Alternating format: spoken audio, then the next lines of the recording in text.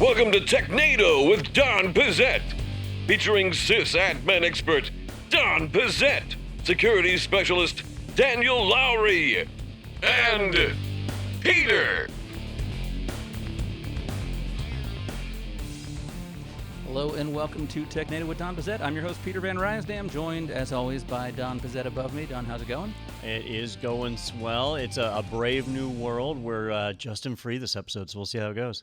And I should clarify, I said Don's above me. For those just listening, there is a video box here, and Don's above me in that, but I should clarify that. And Daniel over there, how's it going? It's going well. I just want to point out that he's also above you hierarchically. In several ways, yeah. Organizational structure. And we keep him locked in the basement. Socioeconomically. It's just many different ways. There's a lot of different facets to that. But and we're also joined now by Bas van Kaam, who is the field CTO of Nerdio, their EMEA division. So there's a lot of acronyms in there. But Bas, how you doing? Yeah, I'm doing great. Thanks for having me on the show, guys. Yeah, thank you. Thank you so much for joining us. And you're actually friends with Christian, right, who we've had on before here? Yeah. Well, friends is perhaps too big of a word, but we speak to each other quite frequently, and we worked for the same company back a couple of years. So mortal enemies. Well. Got it. Okay. he's your sworn arch rivals. I did. I'll update that. All right. Well, let's get to know a little bit about you in our first segment, then, which is rapid fire questions. Who do you work for? What's new? Who are you? What's happening? What's wrong with you? All right, boss. What we're going to do here in our rapid fire section is we got 5 questions queued up for you. You're going to have 1 minute to answer each question. If you go too long, Peter will buzz you, which I think we have maybe sometimes. Hey, there we go. Yep. So you'll get buzzed.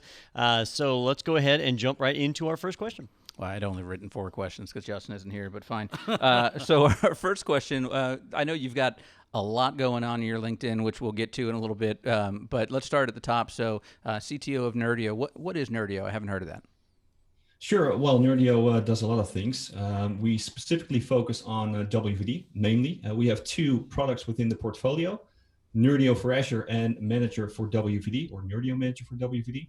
Nerdio for Azure helps MSPs globally to easily build a cloud practice on the Azure platform by automating all sorts of stuff, making image management, ongoing management around all sorts of environments on the Azure platform as easy as it can be. And Manager for WVD does the exact same thing, but for native WVD technology, and it adds a whole bunch of features and functionalities on top, you could say.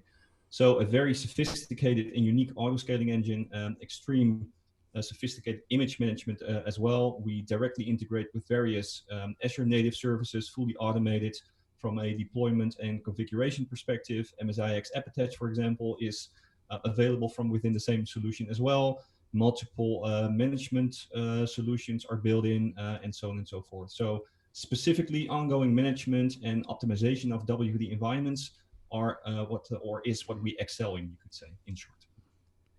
Awesome. Now, Peter had already mentioned that you know Christian Brinkhoff, who has been on our podcast before, and you worked with your archenemy on a book called Bite-Sized Cloud Design Principles.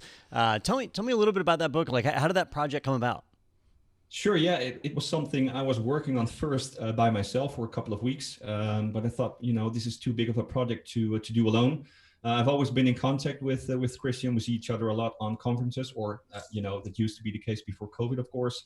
We used to work for the same company as well, so we saw each other quite often back then also. And I also knew that he's, of course, very active within various communities. So I thought he would be the perfect guy to do this with. Gave him a call, sent him an email first. We had a call about 30 minutes. He was enthusiastic right away. And, it was a 50-50 deal. So we both did an equal amount of work, you could say, with sponsors, writing pieces ourselves, getting all the content together, the book designs and so on and so forth. It was a ton of work, but a lot of fun. And, in the end, a very successful project as well, which we still enjoy, not on a daily basis, perhaps, but we still talk about from time to time. So, and other people do as well, of course. That's also important. That's really great that you guys amicably split like that. It's nice to see that when that can happen. Now, I can see by my screen here that you are a Microsoft MVP. Now, that's an honor and a distinguishing mark on your career. What's involved with being an MVP? Do you get to go to like an all-star game? And that could be amazing. Sure. Yeah. So I became an MVP about a year and a half ago. So I was one of the first lucky ones to receive the 2021 award already, even before they handed it out to the the new batch a couple of months ago. Yeah, so what's involved? It differs per MVP, of course. I'm an MVP in the WVD and RDS space, so enterprise mobility it's called overall. So for me, it means I share a lot of my knowledge, so to speak, blog posts, during presentations within certain companies, but also on conferences. That's became a bit harder, of course, nowadays. A lot of this stuff is online. And it's also something that I try to do from within my role, working for Nerdio, with all of the community stuff going on as well. It's a lot of fun. It's a very, very valuable program. I've been a part of a lot of community programs throughout the last couple of years, except for VMware. I think I've had them all. And, this is definitely the number one, I can say from experience. So as I was looking down your LinkedIn, normally after someone's current job, the next one down says the date range and has the date that they left that. And the last like 6 things on your LinkedIn are all things that you're still doing. Co-founder and board member, EUC Digest. You mentioned the Project Bite Size as well. You got your own website and consulting thing going on. How do you find time to do all of this? Yeah, that can be very difficult. It definitely all starts with a very understanding and forgiving girlfriend. That's the most important thing, I think. But it's work or hobby became work. Work is still hobby, so I don't see it as too big of an issue to keep all the balls in the air, so to speak. So it's something I love doing, and of course, sometimes there's a bit more time for this and a bit more time for that, and it also happens that I don't have time to spend on any of those roles, of course. But overall, it's very doable, and like I mentioned, a lot of fun. Otherwise, I wouldn't be doing it in the first place to start out. Yeah, I guess it's nice when your work is also your hobby and the thing you enjoy. Right. So, very important. Don promised 5 questions, so my last one: chachosla, the chocolate ones or the fruity ones? The chocolate ones then. Good. Yeah, that's the right answer. That's the little chocolate right sprinkles. That's a profiling question. Yeah, I was checking him. Wasn't sure if you were talking about food or insulting us. It's both. What'd you call me? Yeah, just the entire Dutch language sounds like you're insulting someone the whole time, but no, it's lovely. Now you've insulted the entire Dutch language. I have. Way to go. Yes, I apologize for that. One of the great romantic languages. Yeah. All right, well, let's get to our next segment here. Since we have an expert here in cloud and Windows, we want to find out a little bit more about a big story that's going on right now. So let's get into the big news this week.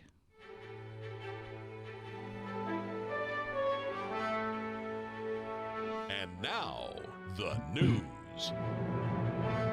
All right, so we're taking a look at this article from ZDNet.com that says Office 365 outage with rollback failure ends after more than 6 hours. And this is something that, as the time we're recording this, we're actually still kind of experiencing some of this. And I know Don and I were talking. We both saw some things last night that seemed a little weird and then saw the news coming out. So, Don, can you give us a little bit of a recap of what's going on? Sure. So I noticed it the same way you did, Peter, which is when I got home last night, my Outlook on my cell phone was no longer able to access my account. And I use multi-factor authentication, and every 60 days I have to re-enter my password. So I assume that's what it was. But once I provided the password, that wasn't working, and even the authentication mechanism was kind of broken. It was trying to download an authentication file. So there were issues. It seemed to be a small thing. So Microsoft was attributing it to some Azure Active Directory outages, but then it kind of extended out. And Azure Active Directory is super important to all of Microsoft services. And so we started seeing outages that extended into Microsoft 365 and that whole platform, which is, of course, where my where my email happens to live. So that went on for about 6 hours. They thought they identified the problem and rolled back some changes they had done that didn't fix the problem. So it turns out they weren't related. So then they had to go and keep exploring on it. After about 6 hours, they flagged it as resolved. So the problem had been solved, but there's still some performance issues that have been carrying over. So I think they have fixed the issue. It just takes a little while to shake out because of the way people cache authentication credentials and things of that nature. So where I thought it was going to be really cool today is that we've got Bas on here who does a lot of cloud design. And we know that no cloud provider is perfect, right? That everybody has outages. So as a outsider, if you're a company that's using Office 365 or Microsoft 365, or if you're just using Azure Active Directory or whatever, how do you design for outages like this? How do you plan for some of these things to be a little more resilient? I know there's a ton of features, but how do we take advantage of those? Sure. Yeah, it was very unfortunate what happened, of course. I think the difficulty here is that it was one of the major Microsoft services, so this really isn't something that the customer per se can control themselves, or in most cases not anyway. But when it comes to cloud design, of course, you have multiple ways to design your deployments over perhaps even multiple clouds. But even if you look at Azure, for example, you can work with availability sets, availability zones, fault and update domains, multiple regions even, and so on and so forth. And I think that's probably one of the most important things to at least have a look at when you start designing whatever solution it may be within, let's say, Azure. If you don't do that, you're destined to fail. Like they say sometimes, one is none. Always work in pairs. Look at multiple regions. Make sure that updating one machine doesn't affect any of your other machines with fault and update domains, things like that. And if you know about these concepts, they're relatively easy to configure within the, in this case, the Azure portal as well. So that can definitely help save you a lot of trouble when these types of issues occur. But of course, in this particular case, it was so big. One of Microsoft's main services will be hard to work around something like this. It's hard to predict as well, of course. So just bad luck for Microsoft, but unfortunately, this is also part of the the cloud experience. You could say, however bad that may sound. Yeah, I don't know how much of the globe it affected, but I know for us, as far as an outage, like being on the East Coast, it was all after business hours. It was mostly at night. Yep. If you're on the West Coast, though, it was during business hours, and that stinks. If you were in Europe or somewhere else, it absolutely impacted you there. Well, I shouldn't say absolutely. I don't know how. Kind of come overnight or into the morning. You're waking up to find you can't check your email, maybe. Yeah. And I initially started thinking, okay, Azure Active Directory is down. Well, you know what? I can replicate Azure AD to other places, even on-prem, or you can stand up Active Directory in AWS and go multi-cloud like you were describing. But then I got to thinking about it. I was like, wait a minute, this affects Microsoft 365. I can't replicate that somewhere else, right? I don't have a web-based version of Word and Excel and OneDrive. I can't replicate that somewhere else. Maybe you can't, Don, but, we don't like to brag. No, yeah, that's not going to happen. I've been thinking about how is this going to impact Microsoft financially as far as, like, the SLA agreements and the uptime that maybe have been violated. Now, how is that going to impact their bottom line as far as that goes? Do they have an SLA? Well, I don't know. That's what I'm saying. Like, if we're using that as a business a line of software, a line of business software, and now we are not getting the service that we've been guaranteed. Well, they work with giving back credits normally, so it won't, it will impact them financially, potentially, but no hard cash will be involved. At least that would be my guess. So yeah, that's in most of the SLAs that they only work with giving back Azure credits. I'm looking it up real quick, and I'm not finding it offhand because I know some of their services, right, like Azure Blob Storage, they do have SLAs there based on durability, but I don't know on the availability side. I don't think they promise anything that great. Like, it was a 6-hour outage. If that's the only outage they have this year, I think that's still 3 nines of availability. So they might be in a window where it's okay. Go. Yeah. Although I think most of the SLAs are calculated on a monthly basis as well, so it might depend on the service impacted. But if you look at the Azure credits I was just mentioning, that will be given on a monthly basis. So they look after that 30 or 31 days if the SLA has been breached. So Don, I just They want don't to have to wait all year for it. Gotcha. Yeah. So Don, I want to clarify something you said earlier. So you said they realized it wasn't because of the new update they had that they then rolled back. And I read early on, I think that they said it didn't seem to be any malicious activity or a hack or anything like that. Have they said though what the problem was specifically then? Nothing I've read has indicated what the problem was yet. They had recently rolled out some changes. They've been rolling out changes like crazy. If you look at Microsoft Teams and how it's changed during the pandemic, in the last 6 months, that software has seen so much development, it is ridiculous. So they've been rolling out changes pretty frequently. So what they did is they just said, here's these 3 changes that we made today. Let's roll these back. And then that failed to solve the problem. And they apparently was somehow tangentially attached to the problem. So they thought it might work, but they just couldn't tell until they rolled it back. And once they had it, didn't work. So then you have to remember, like, Microsoft has some of the most skilled and well-trained software engineers and infrastructure engineers on the planet, that are running these huge data centers. So they just dove in and fixed it. I'm sure we'll get a report out of it before long what happened. But it could be as simple as some kind of certificate that was responsible for Active Directory replication expired, and it just took a while to hunt it down. Like those things happen pretty frequently these days. Or Daniel doing some red team stuff, possibly. Never. Wait, did Justin go to work for them? Yeah. He pushed a That's why I new went software down. That update, makes sense. yeah. That makes total sense. Yesterday was Justin's first day of work. I'm a little rusty at this.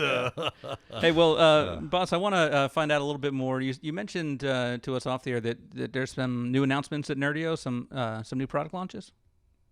Well, not necessarily a product launch. If you look at Manager for WVD, so the flagship product around WVD, you could say, within the portfolio, we have releases coming out every month, sometimes even twice a month.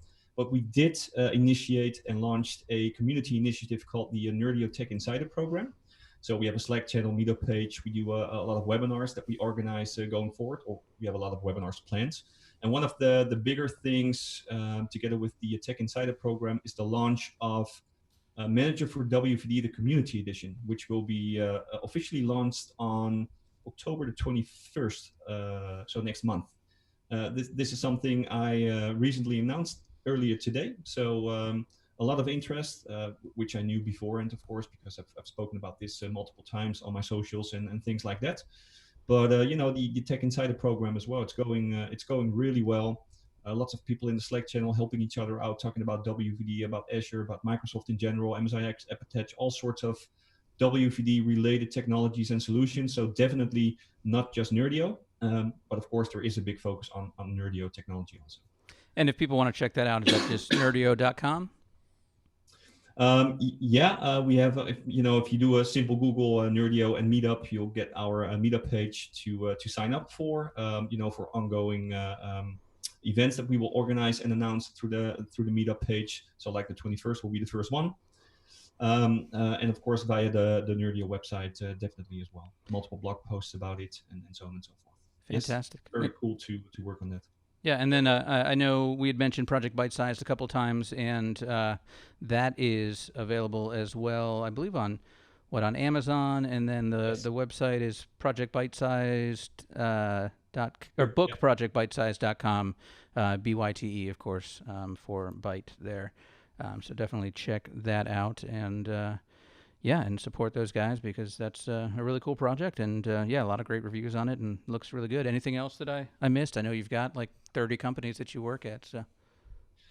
No, we also run the EUC Digest podcast. So just like you guys, having a bit of fun every 2 weeks, so a bi-weekly podcast. That's something that we do as well. I'm not one of the co-hosts, so I'm in the board, and help come up with ideas and guests and things like that. So I do a lot of behind the scenes work, you could say.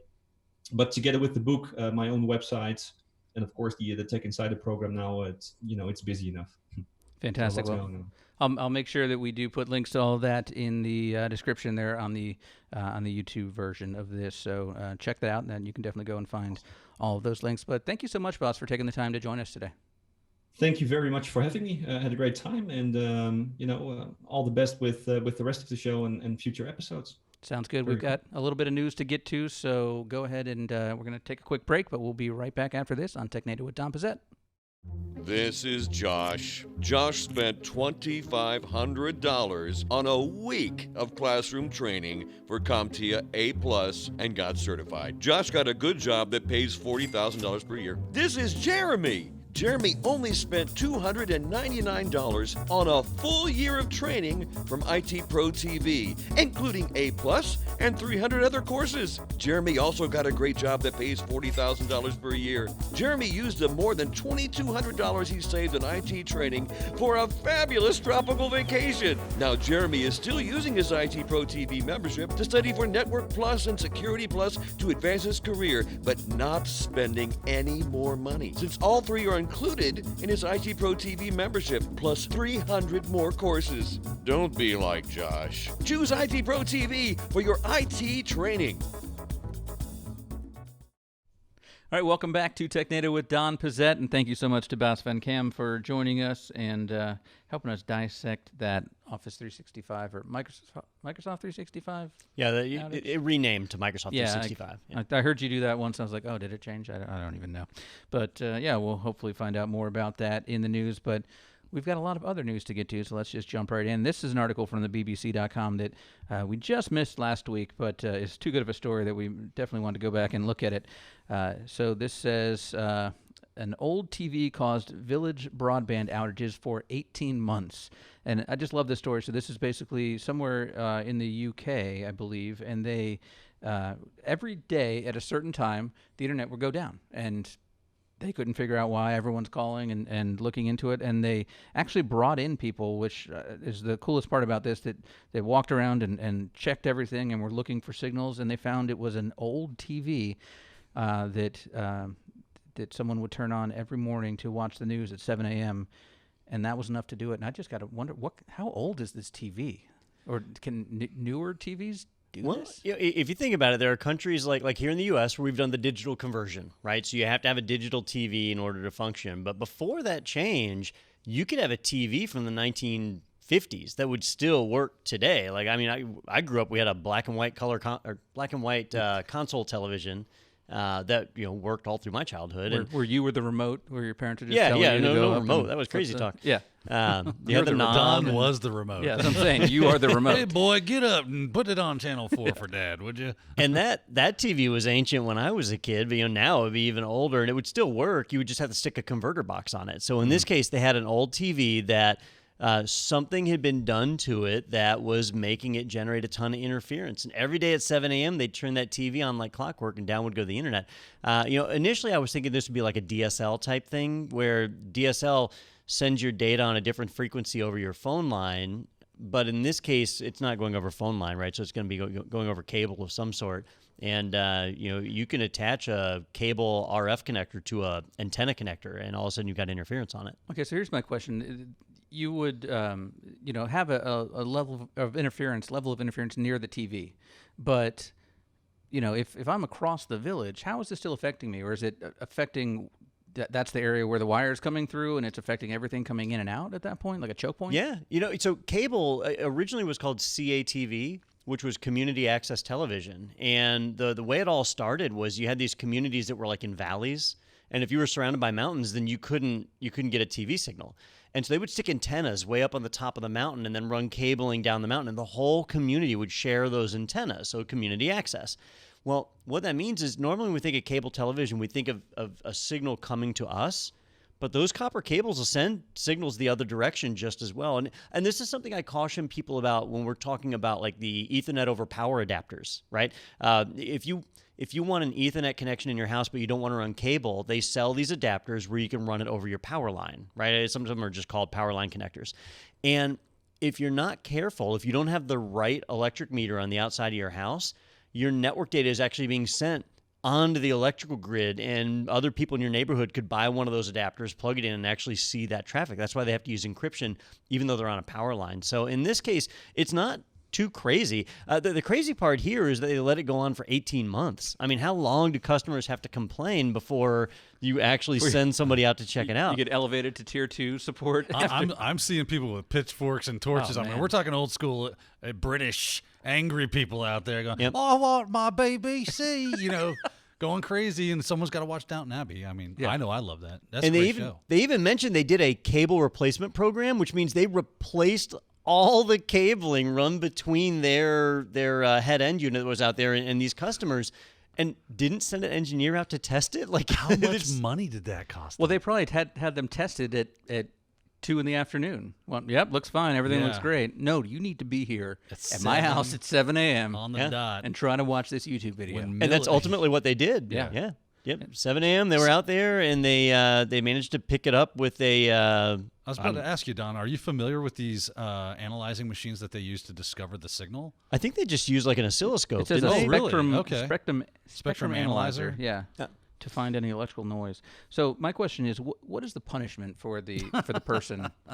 You cost in the stocks for 6 days. 18 months for your entire village, and the amount of time and the cost of the cabling. I mean, so I don't know. Here in the U.S., right? So if that TV was operating out of some frequency like the FCC didn't allow, there could be FCC fines. But this is an accident. It was an old TV. Okay. It was just not working right. But in the UK, I know they have some interesting rules because you have to have a license for your TV, right? Because they have state-run television networks. And so you pay a tax to fund those state-run networks. And if you haven't paid that tax, you're not allowed to watch TV. So it's possible that this person had manipulated the TV to get around that tax. How are they handling cord cutters over there? Not very well. Yeah, like a lot of them, they still have to pay their like when you buy a television, you have to pay the tax on that television when you buy it. Yeah, it's interesting. Different countries have different rules. Yeah. Well, I'm glad they got this resolved, and I assume the whole town pitched in and bought this person a new TV. Yeah. They did say that they didn't want to be named. And I'm like, well, yeah, the town will be out in pitchforks. Yeah. Oh, I'm sure. This is one of those small villages. You could find out pretty easily who that was. But, well, I'm glad that they worked that out. All right, our next article is from slashdot.org. Firefox usage is down 85% despite Mozilla's top exec pay going up 400%. Dollar bill, y'all. That doesn't seem. I'm not a economist, but nor do I do math. Doesn't seem good. First of all, what is Firefox's business model? Because Money. I download Firefox for free. All right. Where are they making the money? There are so many red flags around Mozilla right now that it is just a corruption case waiting to happen. The main revenue source for Firefox is Google. So Google invests over $26 million every year to make Google the default search engine for Firefox. And that is their primary resource just as far as revenue. Like they get the bulk of their money from their main competitor, right? So they're, a lot of people are looking at it and saying that Google just does that to avoid monopoly charges. But Firefox has been on the decline. Ever since they tweaked the way their plugins were handled, they have just been declining and declining. And, they are part of the Mozilla Foundation. And Mozilla has really spread itself out, not just tackling the web browser anymore, but tackling all of these other different projects that are kind of wrapped under its umbrella. And a lot of people feel they've lost their way. But this year, they announced they'll be letting go 250 employees. Their browser is down 85% as far as their market share. Very, very, very small market share for it. Microsoft Edge got way higher adoption than Firefox, and Google Chrome is the number one. Well, that's because you can't get Edge off your computer. Well, that is true. But then they looked at their CEO's salary, and they said, well, this doesn't really match up with the other Silicon Valley salaries, so we need to bump it up, and bumped it up 400%, which is an insult to the employees. And he's not making a Silicon Valley salary because he's not making Silicon Valley revenues, but that doesn't seem to matter. And he got a huge raise. Got to keep up with the Joneses, Don. Yeah, and to put some perspective on that, you said 250 people. That's a quarter of the workforce. So that's a pretty deep cut at that point. Where it looks like I don't see any innovation coming out of Mozilla to try to fight this. I see it's kind of all right. We're cowering and going away at this point. They were positioning themselves for a while as the browser that protects you. Your privacy is what matters, and we want to take care of you, the customer. But then they made several missteps, and that's where you have browsers like Brave now, which Brave is based on Firefox, and Brave is focused on privacy. Well, if Firefox is already based on privacy, why do we need Brave? But obviously there's a need there, and so that's what's going on. And now the CEO will probably be more interested just because they've got to make sure they have a car where the doors open like this as opposed to like this, right? He's in the That's 3 right. comma club. You want 3 comma. As we Yeah, learned yeah. from 3 Silicon comma, Valley. that's right. So there you go. So would this be the biggest non-Chromium browser, or it might be like Safari at this point? You know, I don't know who's got the bigger market share. So few people use Safari that I have to imagine Firefox has a bigger market share. Let me. The I'll only reason look I that would up. think maybe not is because Safari's there already. You don't have to go out and download that. So people that maybe don't know any better I use would just open. IE6. Yeah, Well- it's what's on your computer already. But I think like on an iPhone, there's tons of people that use Safari. Yeah. Right. It's there. It works. It has ad blocking. That's it. But on a Mac, if you're running an actual Mac, not many people actually use Safari. The other browsers are available. Even Edge is available now on Mac OS. The So only time I use what it am I, when it's crazy? an accident, when it opens automatically when I clicked on something. Like, Who wait a started second. this? Yeah. Yep. So I'm pulling it up, and it looks like Safari has a significantly larger market share. It looks like they are floating around. Hang on, I got too many browsers in this thing. Is this overall or just in terms of? This is non-Chromium? overall. So according to StatCounter.com, the leading expert in market share stuff, that as of August 2020, Chrome had 66% of the market share. Safari had 16.8% of the market share, which is pretty big. That must include mobile. Firefox was down at 4%. Wait, you didn't mention Edge. Are they in there? I didn't mention Edge. You know, IE. Oh, this is from 2017? Well, they've got IE, Edge, Legacy. They've got them divided. So it would be, looks like 1.2 and about 2.5% actually. So Edge is Eek. pretty far down, according to them. Well, they are stat counters. Yeah. Well, I'm sure their information is factual and reliable, just like all of the other various news sources that we cite. What do they say? There's lies, there's damn lies, and there's statistics. Yeah. Nice. Well said. All right. So anyway, yeah, just go ahead and remove Firefox off your machine now. You know, what's funny is I tend to use a lot of Firefox because of, it comes pre-installed with Kali, and that tends to be, or it has been historically, the hacking browser of choice. And I have to agree totally with Don when he talked about how when they changed the way their plugins work, it just went to total garbage. Because I had a lot of great plugins that did a lot of cool things, and now those things don't work. And when they tried to port them over to the new way, they weren't as effective or worked at all, really. So, I mean, I guess it's time to migrate away. I think this is going to be a decision point for Firefox. This is going to be a pivotal moment in the history of that company that they're going to have to make a decision. If they keep doing what they're doing right now, then they're just going to wander off into The sunset. Well, we'll see what happens when the inevitable new CEO comes in after this. Yeah. Because I'm assuming that's a hard one to justify. So we'll see what happens. All right. Our next article is at arstechnica.com. Western Digital releases new, larger red Pro and purple drives. And let's see the picture. They're red. Are the purple ones actually purple? They're like a giant They are, bruise. yeah. Okay. So Western Digital colors their drives, right? So they have the environmentally friendly, low energy ones that are green. They're not actually environmentally friendly, but they are low energy and they're green. They have the regular class like workstation drives that are blue. They have the higher end ones that are black, the network attached storage ones, the ones that are designed maybe not for the greatest performance, but greater stability and lifetime.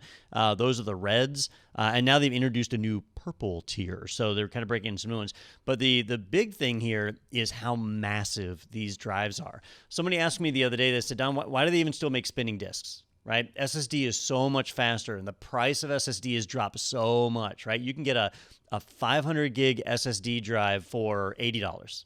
So, or even lower in some cases. So when it's that cheap to get a SSD, why would they even bother making spinning disks? Well, these new Western Digital Reds come in 16 terabyte and 18 terabyte models. So massive amounts of storage. If you're setting up network attached storage, if you need cold storage for backups, if you need things like that, these massive drives at their price point, I think they actually have it in the article somewhere that an 18 terabyte drive is $593, and Seagate has something comparable for $580. So, you're looking at a price per terabyte or price per gigabyte even just is incredibly low. And so that's why spinning disks are still a thing and why they're still important is you get a lot of bang for your buck. Are they just cheaper to make, the parts that go into it? It's the technology. The spinning disk, that platter technology, is they can always add more platters in, they can get more dense on the platter, and they can fit more stuff on there.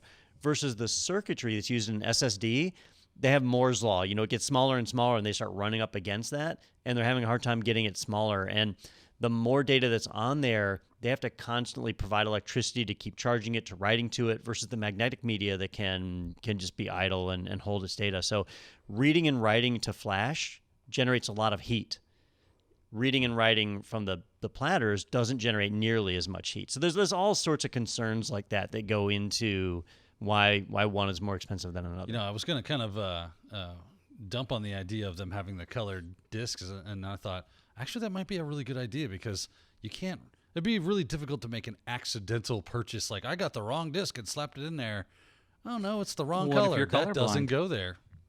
I'm not saying it's a perfect solution, Peter. That's why they write on them as well, I'm sure. It does say red on the red one. I can So see that. they actually do have a list of what the colors are all matched to, and they've got the ones that I mentioned. The one I didn't mention, purple, is flagged for surveillance equipment.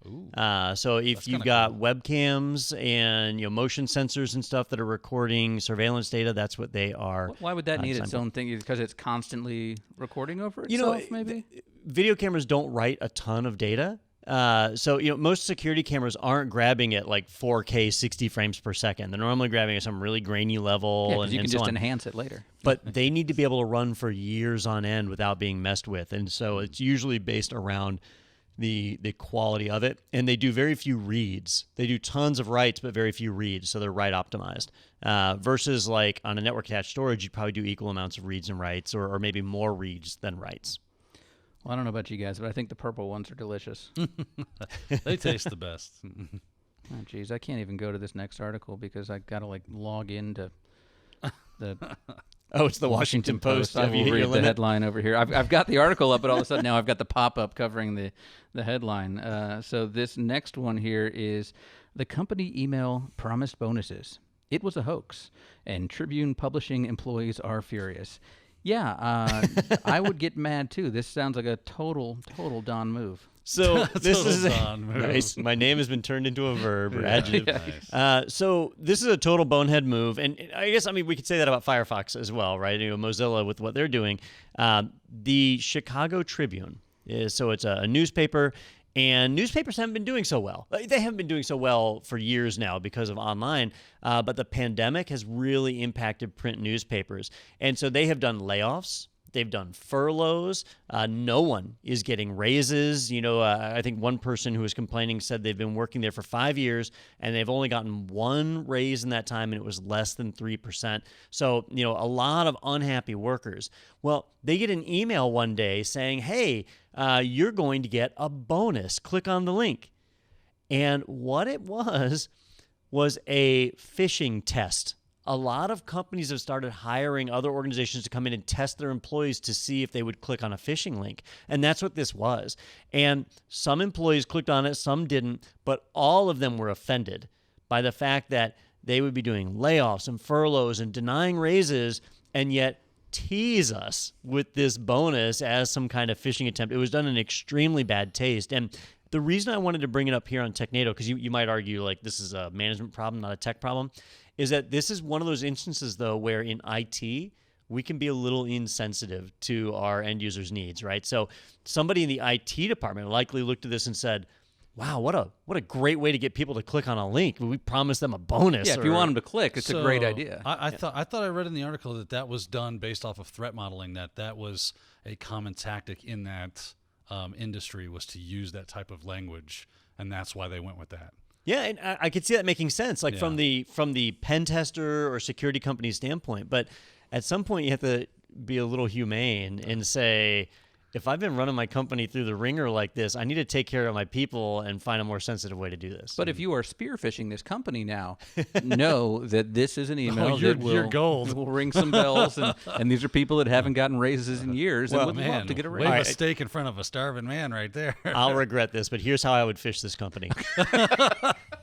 I would craft an email to the employees asking if they wanted to be a part of a class action lawsuit against the company. I knew that was coming. Yeah. Oh, yeah. And you'll get clicks left and right. And you can even make up an attorney's office. You don't even have to impersonate somebody. You can just make up a law firm, and they will click, and now you can take advantage of this. This is the Washington Post. So what if an email that's an apology from Jeff Bezos? Well, no, Click here so for the full statement. The Washington Post is reporting on it, but it was Oh, the Chicago you're right, it's the Tribune, Tribune. It's the Tribune. which I can't imagine they would report on. Yeah, they're like, no, we didn't. Yeah, I don't know what you're who talking about. owns them? Now you got to wonder. Isn't because- Tribune Company the Yeah, parent? something like that. And Tribune Publishing Company, so not Washington Post. Right. Okay. Okay, yep. So that's why Bezos is like, look at these idiots. Yeah. No, but you're not getting a raise either. I mean, it does raise an interesting debate, though, because if you're just playing devil's advocate and you come at it from both sides and you say, well, if we're going to most effectively campaign to tighten the security, we're going to see if something like this would be successful. And dang shooting, it sure was. Now we can really focus our security efforts and our security awareness training and saying, oh, okay, we're sorry we hurt a bunch of people's feelings, but it kicks a bunch of ass to have your feelings hurt instead of having a giant data breach. That could be an argument that could be made. Yeah. Yeah, it does come down to taking care of the people, though, and this one just seemed a little tone deaf, and that's what they're taking heat on. I like how you put that. In this case, you just lie and say, no, that was actually phishing. We just plugged- pretended. Yeah, we've patched the That hole, is- and don't worry, we won't That's a get those good emails point. It's anymore. like, the executive sends out some scathing email and wants to take it back, and as the IT department, you say, well, we can't take the email back, but just say it was a, Yeah, it's it was a phishing attempt, real fine. phishing campaign.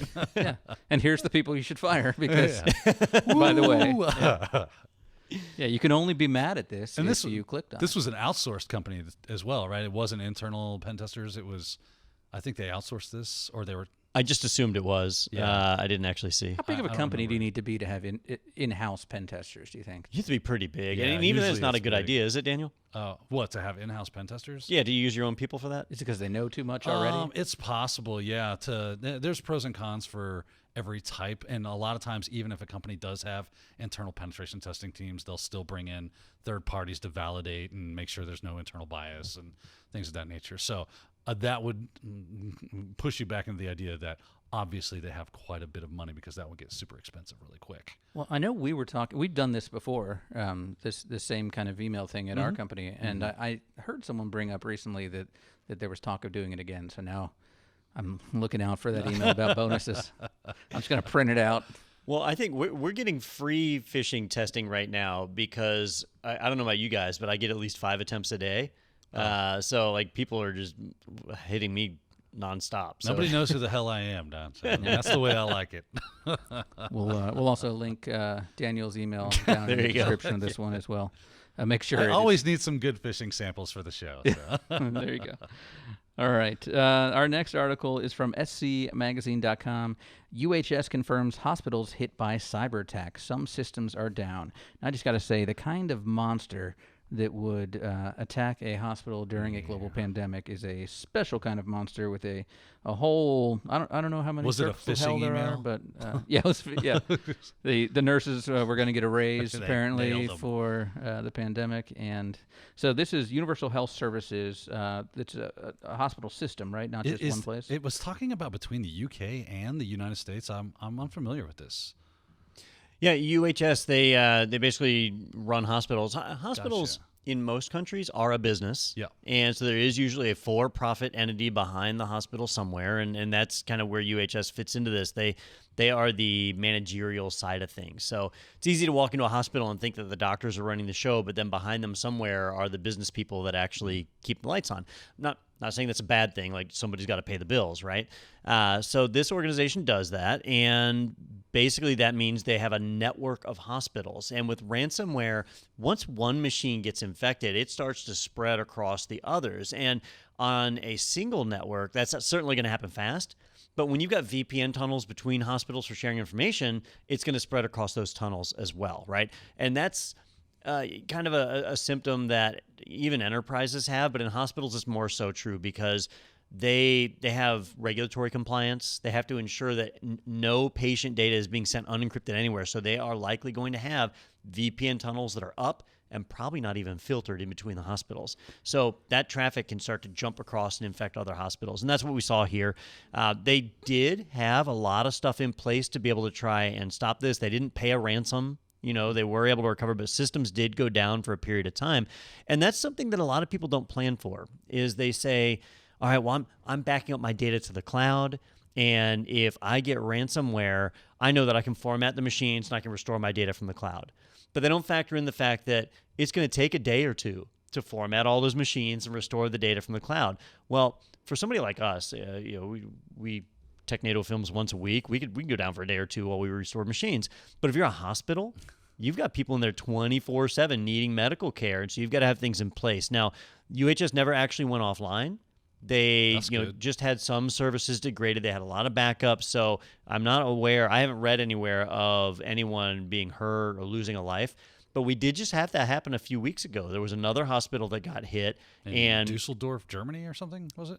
I don't remember exactly where it was, but they did credit one person died due to a medication delay.